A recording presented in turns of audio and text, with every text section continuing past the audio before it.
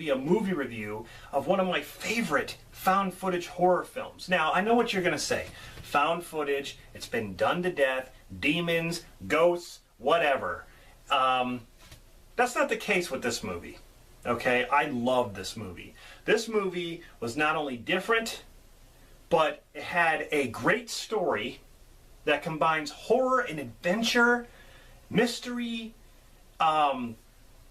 even like treasure hunting. I mean, it's almost like Indiana Jones, Tomb Raider mixed with like The Descent in a way.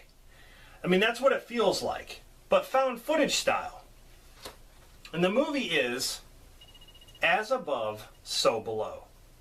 You can actually watch this movie on Netflix right now, but I was blown away by this film on the detail of you know, what the main character was after in this story. It's a 2014 American horror film directed by John Dowdle, I guess that's how you say it, co-written by his brother, Drew.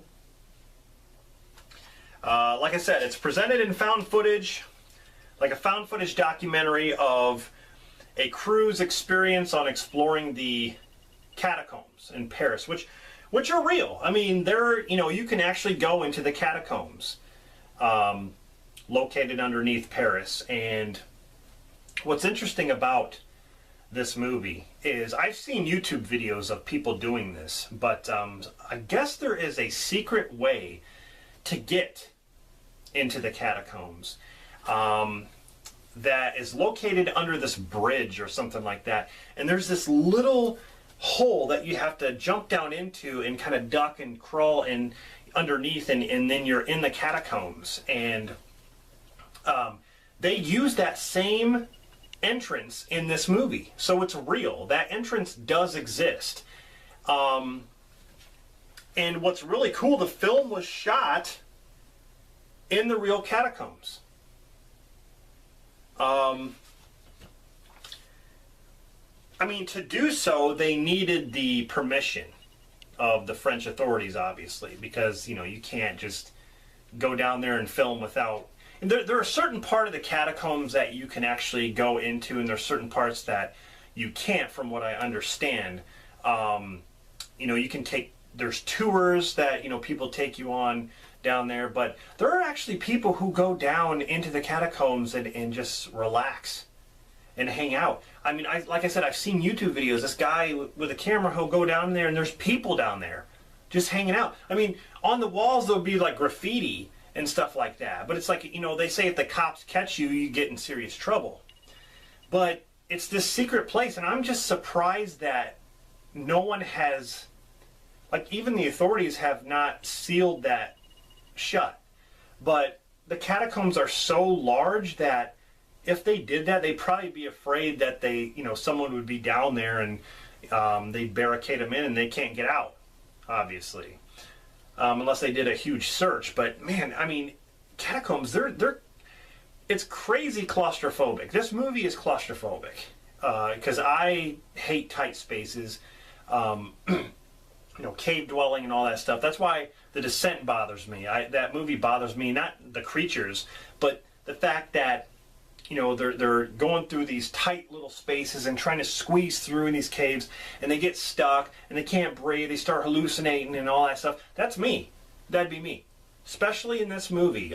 There's a couple of parts where they're crawling through this tiny little hole and there's bones, and they're crawling over these bones trying to get to the other side. And I don't remember what his name was. Edwin Hodge. He's from the Purge series, by the way. Edwin Hodge, he freaks out in this movie. And, you know, he's like, oh, I can't, I'm stuck, and they're trying to help him. He's like, just go, just get out of my way, just go, come on, keep moving forward. He's like, I can't go nowhere. That'd be me. I'd be like, go!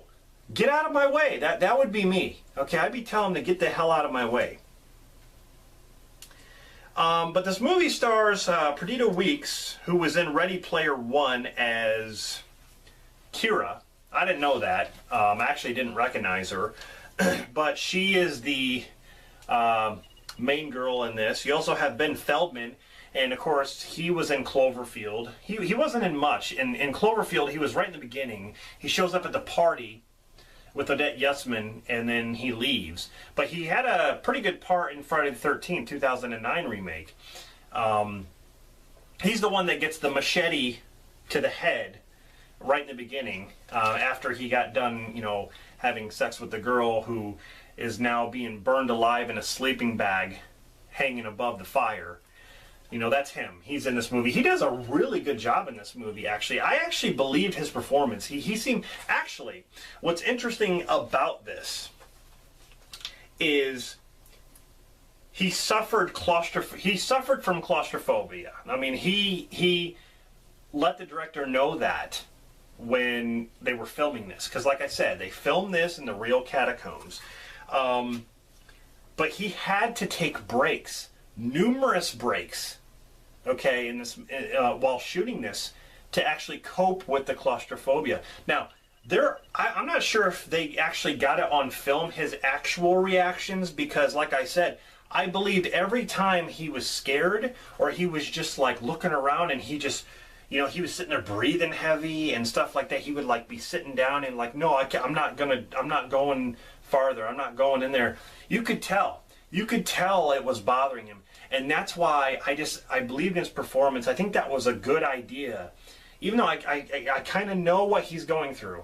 If it was me, I'd have to cope with it too. If he said action, let's start doing this scene, I'd be like, we'll go when I go. How about that? After I stop crying like a little girl, then we can start shooting. That's what I'd be like. The movie had, it had a $5 million budget, and it made about $42 million, close to about 42.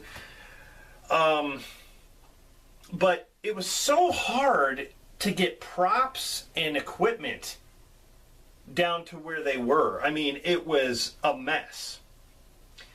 There was no electricity, no phone service, even though there is a part in this movie where a phone rings down in the catacombs. A phone.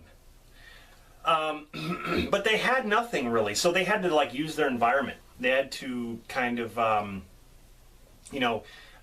just kind of play with what they had. Actually, there was hardly any props or anything to work with, but it was cool. But the story is, what's her name? Perdita Weeks plays Scarlet, and she's really, really obsessed, okay, with trying to find the legendary Philosopher's Stone, which is actually based on some truth.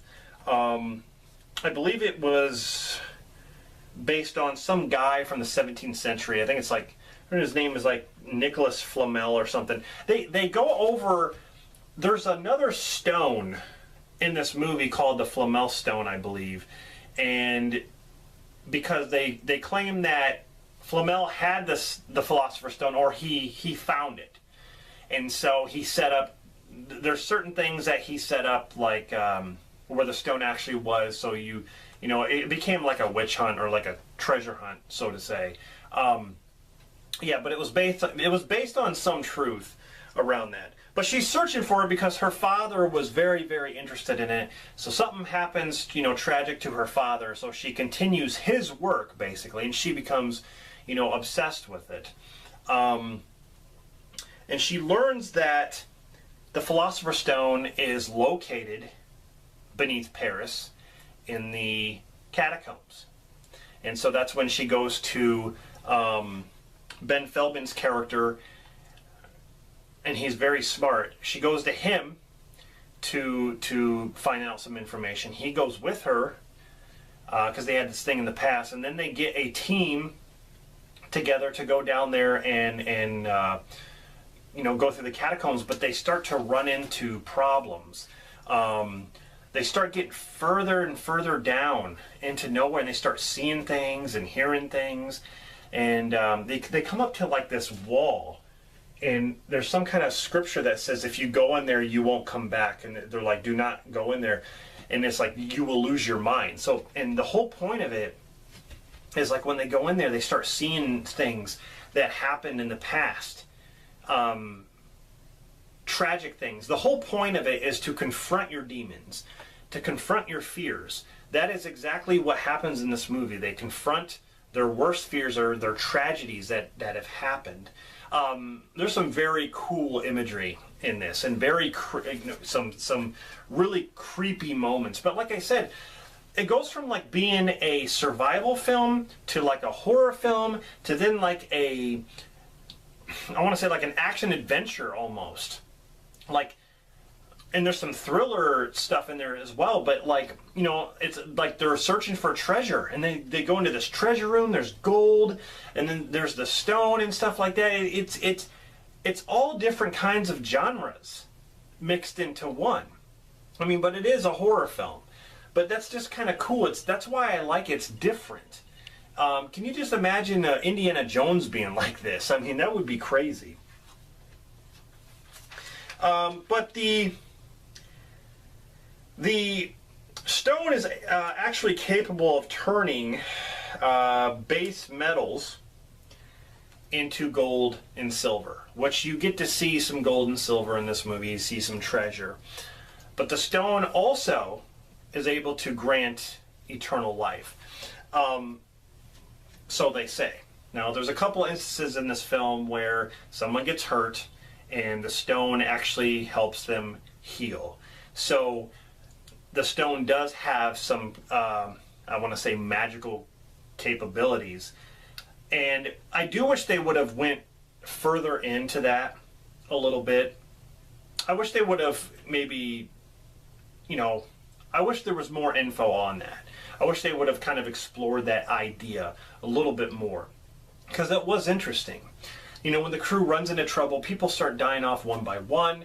They confront their own fears and stuff like that. And like I said, I love the ending to this movie. It almost reminds me of Indiana Jones' Last Crusade. When Indiana Jones has to take a leap of faith, and he steps off the cliff and there's an invisible bridge.